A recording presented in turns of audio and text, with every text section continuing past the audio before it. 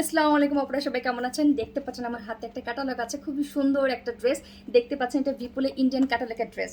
So এই ড্রেসটা আমি দেখিয়ে দিব, যেটা কেনা হচ্ছে খুবই চমৎকার, অনেক সুন্দর করে জিরো সিকোয়েন্স বসানো আছে এবং প্যান্টটা অনেক সুন্দর করে এরকম ডিজাইন করে দেওয়া আছে, খুবই সুন্দর। এবং এটা হচ্ছে একটু সিল্কের মধ্যে পেয়ে যাচ্ছেন। হ্যাঁ, খুব সুন্দর একটা ড্রেস, বিপুলের খুবই নাম করা এই ক্যাটালগটা ছিল। সো এই হচ্ছে ড্রেসটা। হ্যাঁ, খুব সুন্দর করে দেখতে পাচ্ছেন নেক পোর্শনটা ডিজাইন করে দেওয়া আছে, অনেক সুন্দর করে এটা জরি সুতার দিয়ে কিন্তু এগুলো কাজ করে দেওয়া আছে, খুবই সফট ম্যাটেরিয়ালে জরি সুতার দিয়ে কাজ করে দেওয়া আছে। এ হচ্ছে প্রিন্টের উপর আবার সুন্দর জরি সুতার দিয়ে কাজ করে দেওয়া আছে।